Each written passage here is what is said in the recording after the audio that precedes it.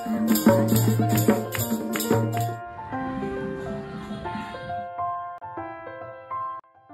Morning, day 2 in Shantiniketan. সকাল সকাল ব্রেকফাস্টের ব্যবস্থা করতে পেরেছি, যদিও খুব একটা সকাল নয়, 8টা বাজে প্রায়। ল্যাদ খেয়ে খেয়ে যা হয়, তেলে উঠেছি সকাল সকাল, বক বক করে ল্যাদ খেয়ে এতক্ষণে বেরোলাম। কি কিনতে পাওয়া যায় দেখি।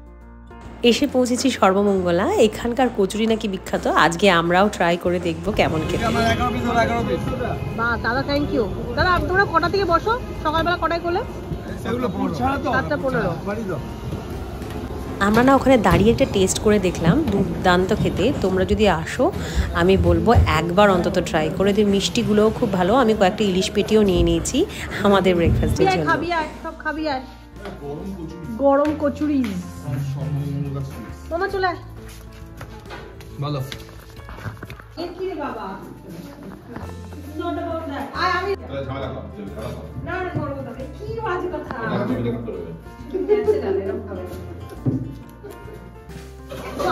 দেখ এই ছেলেটার আলুতে কেন এত আলাদা? ভালো আলু যা ইচ্ছা খা।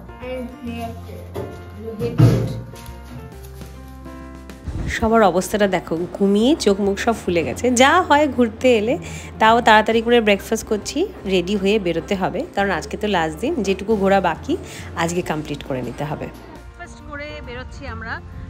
প্ল্যান সুরুল রাজবাড়ির দিকে যাব। কতক্ষণ এখান থেকে? খুব বেশি সময় নয়, মিনিট 15-20 লাগার কথা। পেছনে দেখো আমাদের গাড়ি দুটো বেরোচ্ছে। আবার সুরুল রাজবাড়িতে গিয়ে তোমাদের সাথে কথা বলছি। আচ্ছা, আমরা এসে পৌঁছেছি সুরুলের রাজবাড়িতে। এই পেছনে তোমরা দেখছো একটা কাউন্টার আছে, 10 টাকা করে টিকিট কাটতে হয়। এন্ট্রি ফি 5 বছরের বাচ্চার পরে এন্ট্রি লাগে, ছোটো বাচ্চা হলে লাগে না। চলো আমরা ঢুকি সুরুলের রাজবাড়ি, আর তোমরা সাথে। বেসিক্যালি এটা একটা জমিদার বাড়ির মতন। আগেকার দিনের পুরনো জমিদার বাড়ি দেখলে ঠিক যেরকম ফিলিং হয় সেরকম, বিশাল বড় জায়গা নিয়ে। ভেতরটা তোমাদের সাথে ঢুকে দেখাবো, কিন্তু বাইরে থেকে জাস্ট এরকম দেখতে। এর হিস্ট্রিটা আমার কিন্তু জানা নেই, তোমাদের কারো জানা থাকলে বলো। সুরুল বড় বাড়ি। ভেতরে ঢোকার সময় তোমার টিকিটটা চেক করে ঢুকতে হবে। ঢুকতেই বিশাল বড় দরজা, একদম পুরনো টাইপের ফিলিং। যাদের শ্যুট করার ইচ্ছা, এটা একদম আদর্শ জায়গা কোনো নাচ বা গানের ভিডিও শ্যুট করার জন্য। যদিও এখানে আলাদা করে ডিসক্লেমার দেওয়া আছে যে professional photography is not allowed, only mobile phone. মা দূরে দূরে আসতে দেখতে পাওয়া যাচ্ছে, মা দূরে দূরে আসতে দেখতে পাওয়া যাচ্ছে। ভেতরটা খুব সুন্দর হলেও আমি ভীষণ ডিসঅ্যাপয়েন্টেড হয়েছি একটা জিনিসের জন্যই, যে ওপরটা একেবারে অ্যাক্সেসেবল নয়। নিচে ওই নাট্যমঞ্চ বা নাট্য দালান, যে এইটুকু জায়গা একটা ঠাকুর দালান মতন আছে, ওই জায়গাটুকুই অ্যাক্সেসেবল। তোমার দোতলায় ওঠা যাবে না। দোতলায় ঘরগুলো এত সুন্দর লাগছিল এমনিই দেখতে, কিন্তু ওই আর কি এইটুকু জায়গায় তুমি দেখতে পাবে, তার বাইরে কিন্তু আর অ্যাক্সেস নেই। এই জায়গাটা না আমার ভীষণ ভালো লেগেছে। এই যে বড় বড় ধাম, একটা বেশ জমিদার বাড়ি মতো ফিলিং। কিন্তু আমার সামাও মনে হয়েছে যে যদি ঘরগুলোতেও ভেতরে ঢুকে কিছু আসবাবপত্র বা জিনিসপত্র দেখতে পেতাম, তাহলে আসলে ওই ভাইবটা পাওয়া যেত। তাও এটাও কম কি, এটাতেই খুশি থাকতে হবে। পেছন দিকে মন্দিরটা কিন্তু মিস করো না, খুব সুন্দর।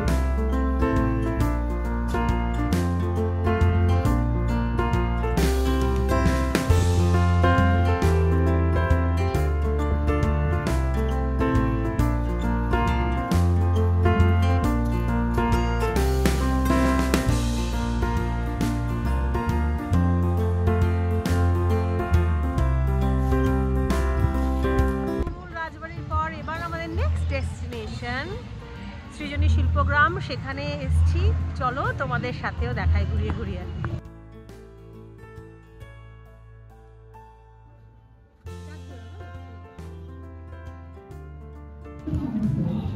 এখানেও কিন্তু এন্ট্রি টিকিট আছে, বড়দের আলাদা প্রাইস আর ছোটদের আলাদা। এইটা হচ্ছে তোমার এন্ট্রি। আর সামনেটাই না ভীষণ সুন্দর, মাটির সমস্ত জিনিস দিয়ে ডেকোরেট করা। আমি দেখেই মুগ্ধ হয়ে যাচ্ছি একেবারে চারপাশটা। আর একটু এগিয়ে গেলেই না ওদের একটা নাট্যমঞ্চ আছে, যেখানে নাটক হচ্ছে। চলো তোমাদের দেখাই। এই শোনো, এই সকাল সকাল এই চরিত্র নিয়ে ঘাটাঘাটি করবে না বলে দিচ্ছি। তোমাদের পুরুষের এটা কি চরিত্র সেটা সবার জানা আছে। আরে বাবা, ছেলেদের তো ওখান থেকে আরেকটু এগিয়ে গিয়ে ডান দিকে পার্কটার ভেতরে ঢোকা যায়। ওই ডান দিকে ঢুকলেও এরকম একটা স্টেজ দেখতে পাবে, ওখানেও বোধহয় নাটক ফাটক হয়, ঠিক বলতে পারবো না। পুরো পার্কটাই ভীষণ ওয়েল ডেকোরেটেড, নানান রকম স্কাল্পচার দিয়ে, নানান রকম আঁকা, নানান কিছু দিয়ে, মানে ভালো লাগবে, খুবই সুন্দর। চারিদিকে গাছপালা ঘেরা, কোথাও বাউল গান হচ্ছে, অনেক রকম কিছু রয়েছে। তো বাচ্চাদের বড়দের আমার মনে হয় সবারই ভালো লাগবে। হাঁটার জোরটা থাকতে হবে। আমার মার যেহেতু হাঁটুর প্রবলেম, তাই জন্য মার হয়তো একটু হাঁটা চলায় কষ্ট হয়েছে, বাট জায়গায় জায়গায় বসার জায়গা আছে, সেটাও কোনো সমস্যা নয়। এই ভেতরে একটা এরকম এক্সিবিশন করা রয়েছে, নানান রকম ছবি টবি আঁকা, তো বেশ ভালো লাগলো। সামনের দিকটা আরেকটু ঘুরিয়ে নিয়ে চলে আসি চলো তোমাদেরকে। আর একটা ভালো জিনিস কি জানো তো, যদি শান্তিনিকেতনের হাটে তোমরা কিছু মিস করে থাকো, সেইটুকু অভাব পূরণ বোধহয় এই ছোট্ট ওদের যে হাটের মতন একটা মিনি হাট করা আছে সেটা করতে পারবে। এখানে অপশন অবশ্যই অনেক কম ওখানকার থেকে, তাও টুকটাক তোমরা কিনতে পারবে। কোয়ালিটি এবং দাম মোটামুটি সেমই আছে ওদের, আর জিনিসপত্র একই রকমই পাওয়া যায়। তো আমারও যেটুকু বাকি ছিল আমি এখান থেকে কিনে নিলাম। তারপর দুপা এগোতেই দেখি যে ওখানে খুব সুন্দর ট্রাইবাল ডান্স আছে, ভাবলাম আমিও করি। তাতে আমার তো আনন্দ হয়ই, কিন্তু এই সমস্ত মানুষগুলোর 2 পয়সা রোজগারও হয়। তাই তোমরা যদি আসো, চেষ্টা করো ওদের সাথে কোমর দুলিয়ে একটু নেচে দিতে।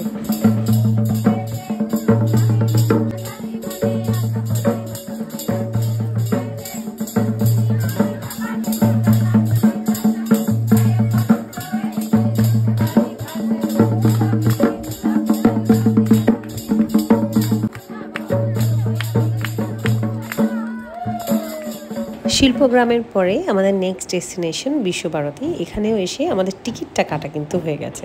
তবে আমরা একটা ভুল করেছি জানো তো, বেসিক্যালি ভুল না, আমাদেরকে মিসগাইড করা হয়েছিল। ওখানকার যে টোটোওয়ালাগুলো ছিল তারা বললো, দিদি ভাই এখান থেকে কিন্তু তোমাদের গাড়ি ওই অবধি যাবে না, তোমরা টোটো করে চলো। তো আমরা গাড়িটা শিল্পগ্রামের সামনে যে পার্কিং ছিল সেখানে পার্কিং করে চলেই এসেছি টোটো করে, কিন্তু এসে দেখি এখানে বিশাল বড় গাড়ির পার্কিং আছে। তো তোমরা যদি গাড়ি করে আসো একেবারেই সেটা করো না, গাড়ি করে এখানে চলে আসবে। তবে হ্যাঁ, গাড়ি থেকে বিশ্বভারতী অবধি যাওয়ার যে রাস্তাটা সেটা বিশাল বড় রাস্তা, এবং সেটা বেশ খানিকটা হাঁটা আছে। তো কোনো বয়স্ক মানুষ এলে সেইটা শুধু মাথায় রেখো। চলো এবারে আমাদের ঢুকতে হবে। এখানটায় জুতো খুলে কিন্তু ভেতরে ঢুকতে হবে, আর ভেতরে ক্যামেরা অ্যালাউড নয়, তাই ভেতরটা কিন্তু আমি তোমাদের দেখাতে পারবো না। মিউজিয়ামটার ভেতরে ক্যামেরা নিয়ে অ্যালাউড নয়, পকেটে ফোনটা রেখে আমরা ভেতরে ঢুকলাম। বাট ওই ভাইবটা না, যে রবি ঠাকুর এখানে ছিল, এই জিনিসগুলো ইউজ করেছে, এবং ঠাকুর পরিবারে ব্যবহৃত প্রচুর জিনিসপত্র ওখানে রয়েছে, জাপান থেকে আনা, চীন থেকে আনা, যেগুলো গিফটেড জিনিসপত্র সেগুলো তো রয়েছে, প্লাস রবি ঠাকুরের ইউজ করা প্রচুর জিনিসপত্র রয়েছে, এবং ভেরি ইনফরমেটিভ। নিচের তলায়, দোতলাটা এগুলো রয়েছে, এবং নিচের তলায় তোমরা গেলে দেখতে পাবে ওনাদের ফ্যামিলির সমস্ত লোকজনের ব্যাপারে অল্প অল্প করে কিছু লেখা আছে। এবং what I like the most is যে ওনাদের ফ্যামিলির মহিলারা, প্রত্যেকটি মহিলার কন্ট্রিবিউশন, এবং তাদের জন্য একটা পুরো ওয়াল ডেডিকেট করে দেওয়া হয়েছে, একটা রুম ডেডিকেট করা হয়েছে, আর একটা নোবেলের কপিও রাখা আছে ওখানে। তো মিউজিয়ামটা তোমরা পারলে ভিজিট করো।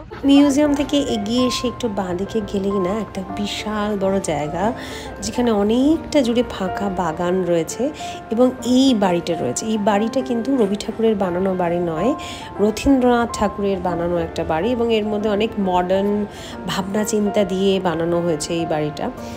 তার ডিটেলসগুলো ওখানে গেলেই দেখবে দেওয়া আছে, যে কিভাবে উনি বানিয়েছেন, কি চিন্তা ভাবনা করে উনি বানিয়েছেন। খুব সুন্দর দেখতে, ছোটোর উপরে খুব সুন্দর বাড়ি। তার স্ট্রাকচার তখন তো এত কিছু ভাবনা চিন্তা করার মতন আর্কিটেক্ট বা এরকম কিছু ছিল না, কিন্তু সেই সময়ও এত কিছু ভেবে বানানো হয়েছে, সেটা বিশাল বড়।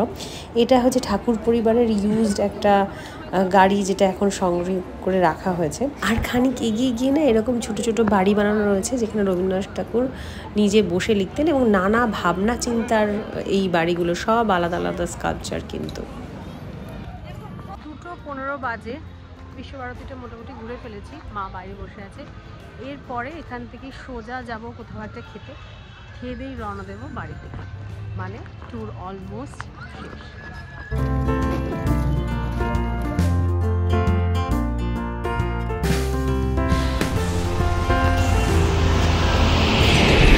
আজকে লাঞ্চটা সারছি আমরা ঠাকুরবাড়ি রান্না বলে একদম রাস্তার উপরের একটা রেস্টুরেন্টে। খাবার দাবার কোয়ালিটি কিন্তু ভালো ছিল, সবাই খেয়ে ভালো বলেছে। শুধু একটু মাছির সমস্যা, সেটা যদি মাইন্ড না করো দেন ইটস ফাইন। খেয়েছিস তুই?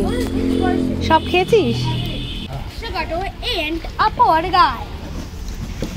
ভালো ছিল খাবার মামা। শান্তিনিকেতনের এই ছোট্ট ট্রিপটা আমরা ভীষণ আনন্দ করে কাটালাম। আশা করছি তোমাদেরকেও সেই আনন্দে সামিল করতে পেরেছি। আজকে কিন্তু ব্লগটা আমাকে এখানেই শেষ করতে হবে। আবার দেখা হবে অন্য কোনো দিন, অন্য কোনো এক ব্লগে। ততদিন তোমরা খুব ভালো থেকো, সুস্থ থেকো আর ভালো রেখো। চলো আজ তবে আসি, বাই।